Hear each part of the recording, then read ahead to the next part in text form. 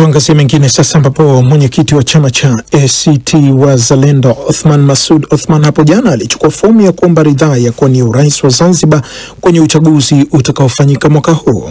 Haya yanafanyika wakati ambapo chama hicho kimesaini maadili ya uchaguzi kuashiria kwamba kitashiriki uchaguzi huo licha ya ukosoaji mkubwa wa mfumo wake. Muda mfupi uliopita nimezungumza na katibu mkuu wa chama cha ACT Wazalendo Ado Shaibu, na kwanza nilitaka kufahamu mtazamo wake hasa baada ya kiongozi mkuu wa chama hicho Dorothy Semu kunukuliwa akisema watakwenda mahakamani dhidi ya tume huru ya uchaguzi. Mimi kwa uelewa wangu wa kisheria sioni utata wote katika yote mawili uliyosema.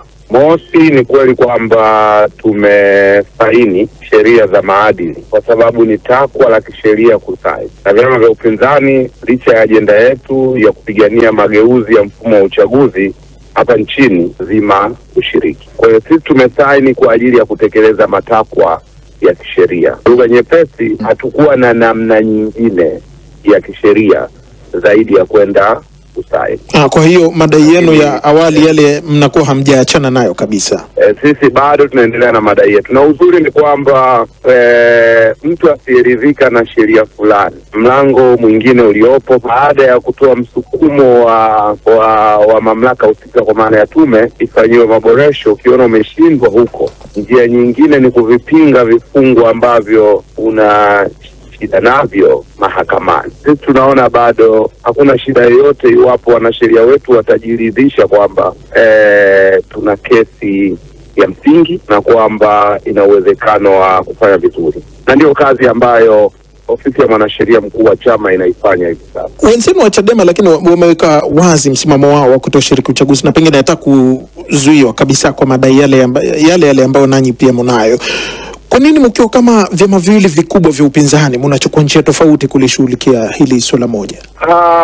Unajua, umoja ni jambo jema, na ndio maana sisi tulikwenda kugonga milango katika ofisi za Chama cha Demokrasia na Maendeleo, na tukakutana na mwenyekiti wa Chadema ndugu Tundu Lissu, na tukazungumza kwa kirefu, na wote tukakubaliana ni muhimu kushirikiana, lakini haimaanishi kwamba mkiwa mnashikamana katika ajenda kama ilivyokuwa hivi sasa kwenye masuala ya mageuzi, basi hamwezi kuwa na tofauti ya kimtazamo katika kuyaendea hayo mageuzi. Na hii itakuwa sio watu wangeni. Mwaka 2016 Maarif Seif Sharif Hamad na chama cha wananchi CUF walijiondosha katika uchaguzi wa marudio ulioitishwa baada ya matokeo ya awali ya urais kubatilishwa na ndugu Jecha, alikuwa mwenyekiti wa tume ya uchaguzi Zanzibar. Hiyo haikuwa shida yoyote. Kwa hiyo sisi tumeweka akiba kwa lugha nyepesi. Bwana Shaibu, lakini huoni kwa njia hii tofauti mnaochukua nyinyi na Chadema, si kwamba mnakipa chama tawala CCM fursa ya bure kuendelea kuwashinda kirahisi? Hapana. Sisi tunaona CCM tungewaachia, tayari viko vyama zaidi ya jumla ya 17 vilikuwa tayari kwenda na kujiwekea huo uhakika wa ushiriki wa miaka 5. Mimi ninaamini kwamba hilo lingekuwa kosa la kimkakati. Na uchaguzi ungeendelea kama ilivyokuwa 2016. Na mnapoangalia uchaguzi ujao, mna matumaini gani na mna hofu gani? Labda ni mapema sana kusema. Sasa hivi tumeweka nguvu zetu nyingi kupitia mazungumzo, kupitia kituo cha demokrasia Tanzania TCD. Tunajaribu kujenga hoja ya kwamba licha ya hoja ya CCM kwamba kwa masuala ya kikatiba na kisheria muda umepita, lakini ni hoja ambayo sisi tunaona haina mashiko, kwa sababu kupitia bunge hili inaweza ikapelekwa kama ajenda maalum, kupata wasaa wa kufanya mabadiliko kwenye sheria, kwenye katiba. Alikuwa ni Ado Shaibu huyo, katibu mkuu wa chama cha ACT Wazalendo kama tulivyozungumza hapo. Tukiangazia mengine ni kwamba mashirika ya kimataifa ya misaada yamelaani vikali shambulizi lililofanywa na wanamgambo wa RSF kwenye kambi ya wakimbizi ya Zamzam nchini Sudan na kuwaua karibu watu 112. Shambulizi hili linafanyika wakati mapigano baina ya majenerali wawili wanaohasimiana yakifikisha miaka 2. Lilian Mtono na taarifa zaidi. Idadi hiyo ya vifo ni kulingana na mtandao wa wanaharakati wa masuala ya wanawake kwenye pembe ya Afrika la Strategic Initiative for Women SIHA.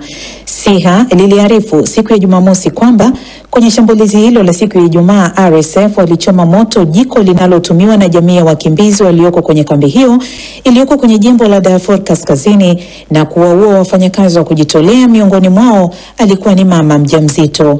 Muungano wa mashirika zaidi ya 70 ya misaada nchini Sudan, Ingo Forum, umesema zaidi ya watoto 20 waliuawa kwenye shambulizi hilo la kambi ya Zamzam. Lakini pia wafanyakazi wa kujitolea nao wanawindwa usiku na mchana, na kusema haya yote hayakubaliki hata kidogo. Karibu wakimbizi 500,000 wanaishi kwenye kambi hiyo, ingawa baadhi wanakadiria kwamba huenda idadi yao ikafikia milioni 1. Mji mkuu wa jimbo la Darfur Kaskazini, Al-Fasher, umezingirwa na RSF kwa karibu mwaka mmoja sasa, katikati ya vita vya wenyewe kwa wenyewe nchini Sudan. Afisa wa jumba la makumbusho la kitaifa Gamar Eldin Zain Al-Abdin amesema pamoja na uhalifu wa kibinadamu, hata eneo analolisimamia nalo limeharibiwa kwa mashambulizi ya RSF.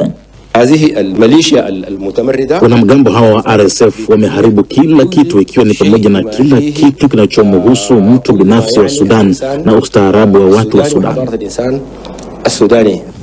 Jana Jumapili, RSF ilitangaza kuidhibiti kambi ya Zamzam baada ya siku 2 za mapigano makali. Kwenye taarifa yao, RSF walisema ilipeleka wanajeshi kwa ajili ya kuwanusuru raia na wafanyakazi wa afya na misaada ya kiutu baada ya kuikomboa kambi hiyo kwenye mikono ya jeshi. Kulingana na Umoja wa Mataifa, karibu watu 100 wanaofiwa kuuawa. RSF wameongeza mashambulizi katika wiki za karibuni kwenye makambi ya wakimbizi katika mji wa Al-Fasher, ikiwa ni sehemu ya juhudi zake za kukamata mji huo mkuu na ambao ni wa mwisho huko Darfur, ambao hauko chini ya mamlaka yake. Mapigano makali ya kuwania madaraka yamelikumba taifa hilo kwa miaka 2 sasa, kati ya mtawala na mkuu wa jeshi Jenerali Abdel Fattah al-Burhan dhidi ya swahiba na makamu wake wa zamani Hamdan Daglo anayeongoza wanamgambo wa RSF. Kulingana na takwimu za Umoja wa Mataifa, mzozo huo umesababisha zaidi ya watu milioni 12.5 kuyakimbia makazi yao, huku mapigano yakizidi kusambaa tena kwa viwango tofauti.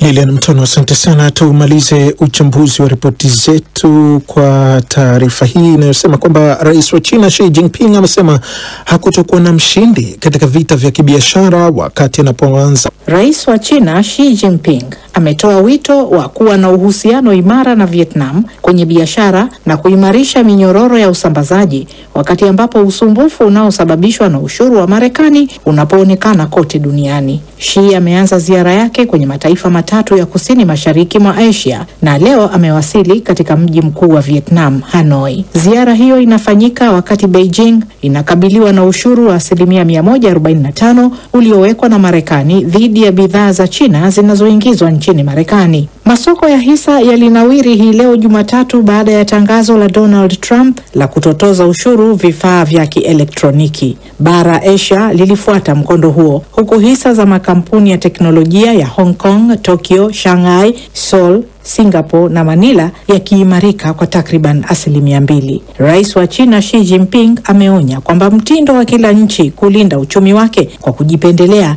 hautaielekeza dunia mahala pema, na amesisitiza kwamba vita vya kibiashara havitakuwa na mshindi wa moja kwa moja. Huang Letu wa taasisi ya kimataifa inayoshughulikia migogoro ya kimataifa amesema muda wa ziara ya rais wa China unatoa ujumbe mkali wa kisiasa kwamba eneo la Asia ya kusini mashariki ni muhimu kwa China. Kiongozi mkuu wa Vietnam To Lam amesema nchi yake siku zote iko tayari kuungana na China ili kuendeleza ushirikiano wa pande mbili ambao amesema ni muhimu zaidi, wa kina, wenye uwiano na endelevu. Kiongozi wa China Xi Jinping na katibu mkuu wa chama cha kikomunisti cha Vietnam To Lam wametia saini mikataba kadhaa hii leo Jumatatu mjini Hanoi, ambayo inalenga kuimarisha biashara kati ya nchi hizo mbili katika sekta za kilimo, misitu na uvuvi. China na Vietnam, zote zikiwa na tawala za vyama vya kikomunisti, tayari zina ushirikiano wa kimkakati wa kina, na Vietnam kwa muda mrefu imekuwa ikifuata mbinu ya diplomasia huru katika uhusiano wake na nchi nyingine kwa kukita mizizi katika kanuni za kuwa na fursa ya kubadilika, uthabiti na uhuru, na ndio maana inajitahidi kuwa na maelewano mazuri